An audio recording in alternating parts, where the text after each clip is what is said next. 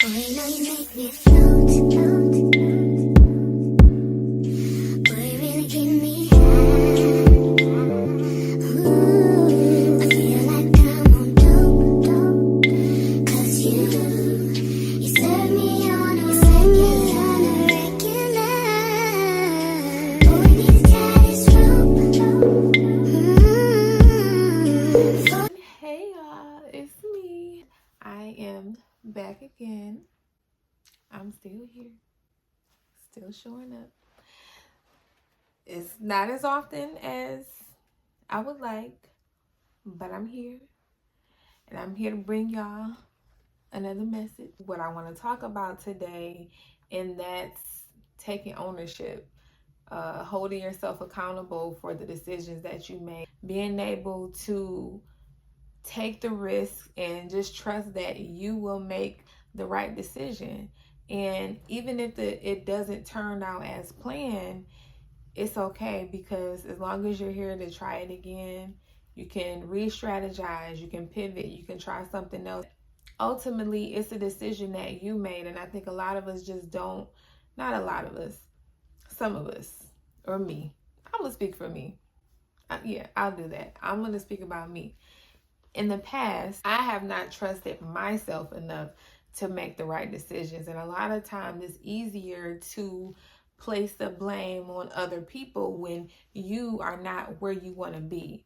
And a lot of times we find ourselves doing what other people want us to do, or we solicit advice from people and we take their advice, and when it doesn't turn out the way we planned, then we can just blame them because this was your idea. I listened to you, and I trusted that you were going to give me the right advice, and you said X, Y, and Z was going to happen. So when it's handled and approached that way, then it's on you. It's not on me. I don't have to take ownership.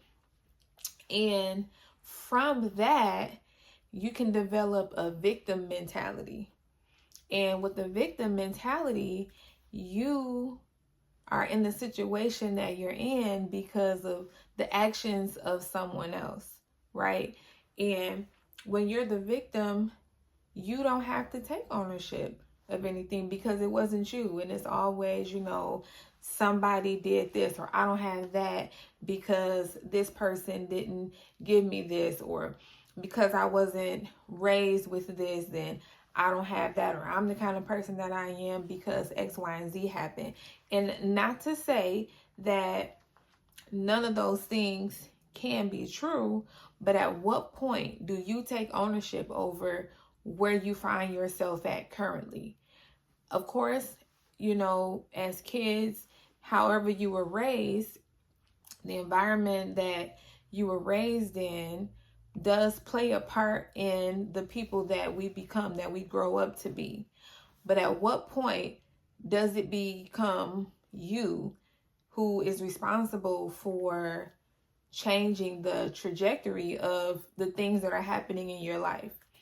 And we can find ourselves in these same patterns because we have the same way of thinking. We still have that victim mentality. When something doesn't happen, it's like, oh, well, X, Y, and Z happened because, they didn't call me back, or they didn't let me go here, or, I didn't get there, by this time. So whatever the situation is, whatever the circumstances may be, your situation better than mine. But the point is, the excuses that we make for being in the situations that we keep finding ourselves in.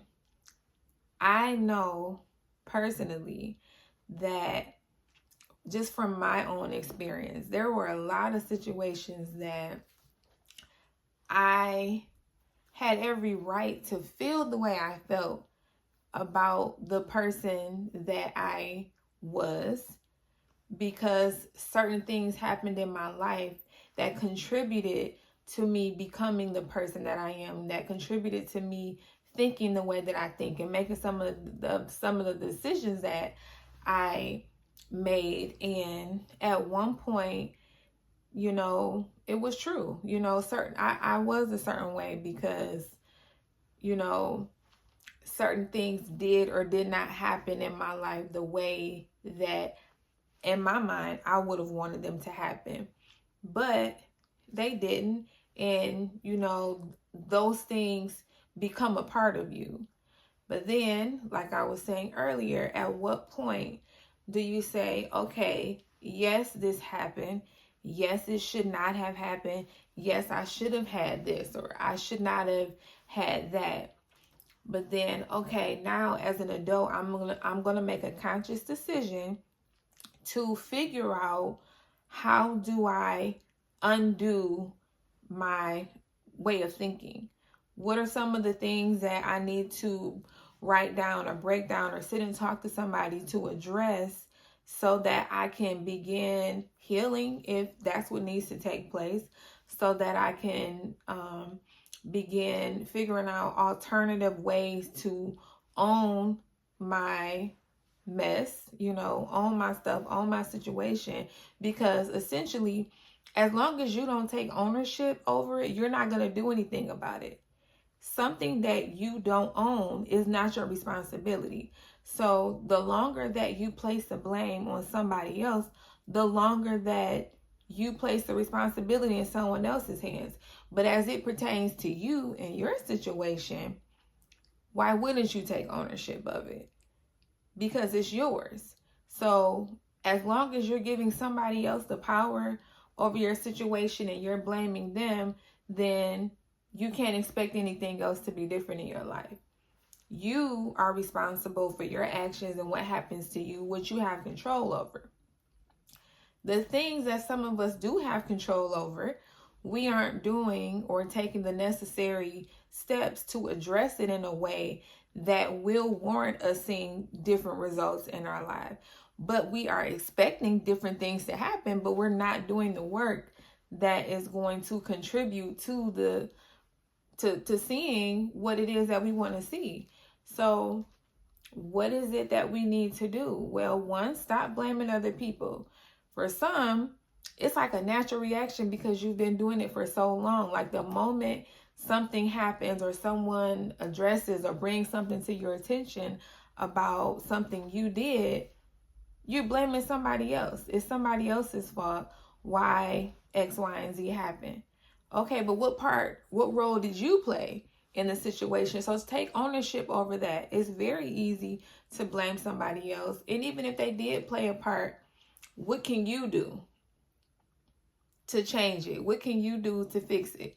There are some instances where people are the reason or have contributed to certain things happening in our lives. But how did they get access to even have that big of an impact on us where it was out of our control? So even as much as somebody may have impacted, you know, a certain situation in your life, why was it that easy for someone to have that much access and denied you so much access to your own situation where you couldn't speak on it, or you couldn't voice your opinion, or you couldn't control it, or you couldn't change whatever it was that they were doing? So I think just taking the time to do what I call a moral inventory, which is something that I have been very, very intentional about, I would say, the past, I don't know, almost 6 months now. And it's really just sitting down and figuring out, why do I do some of the things that I do? Why do I make some of the decisions that I make? Why do I find myself in certain situations that seem like a cycle to me? How do I own them? Because if it's something that bothers you, then you need to do something about it so that it's not something that's continuing to be an issue in your life. And the main point of this video is to bring it to the forefront of your mind to take ownership over your situation. Acknowledge that you contributed, whatever it was that you contributed, whatever the role was that you played in whatever that situation is. Because if it's your life and it pertains to you, there is a role that you played, whether it's a big or small role, whatever you can control, figure out what it is. What is it that I have to do? What kind of people do I need to connect with? What kind of people do I need to disconnect with? Because sometimes it's really just a matter of us, the people that we are spending the most of our time with, the bulk of our time with, it might not be what we need at the time. There was a saying that I heard, I don't know where I heard it from, but it's from a long time ago. And I've always held on to it, but people are in your life for reasons, seasons, or a lifetime. It becomes easier for me when I have certain people in my life. I can figure out why they're in my life and what role they would play in if they're in my life for a reason, a season, or a lifetime, because I pay attention to me, and I know the things that I desire to be in other people's lives. I know what I desire to have in my life. And when you are really intentional and you pay attention to your needs and you're open to the needs of other people that are in your life, then you can kind of figure out, you can pinpoint where people fit in your life. And you also know when it's time for people to exit your life. And I think the quicker you are with paying attention to you and the people in your life and how you contribute to each other's lives, the easier it is for you to figure out why you're in there, why they're in your life, or why you are in their life. And there is no unrealistic expectation for people, because you know where they belong. You know how to plug people in your life for different areas. There's some people that are in your life. Maybe you're just supposed to mentor them, or you have people in your life that are,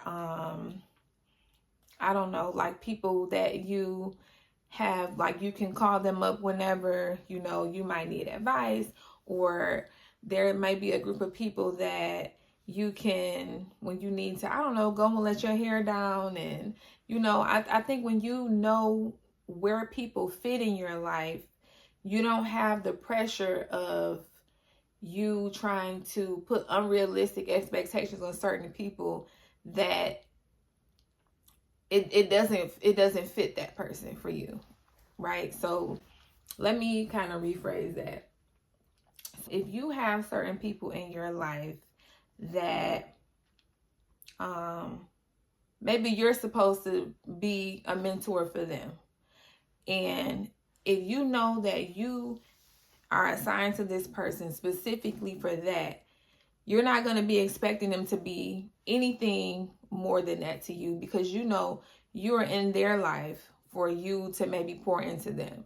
So you're not expecting them to pour back into you, because you know already from, you know, how you seen this person move, how they've operated, and you know, like, okay, if I were to be going through something, this isn't the kind of person that I would go to if I were to be going through something, right? So there's no expectation there of them to do anything outside of what I know that this person is in my life for. So that's what I mean when I say, like, knowing where people fit in your life and just paying attention to little small things like that is you taking ownership of just different areas in your life and being mindful of the connections that you have, being mindful of what you spend your time listening to, what you spend your time watching. When you are, when you sit and you break down like your entire day, what do you spend the most time doing throughout your day?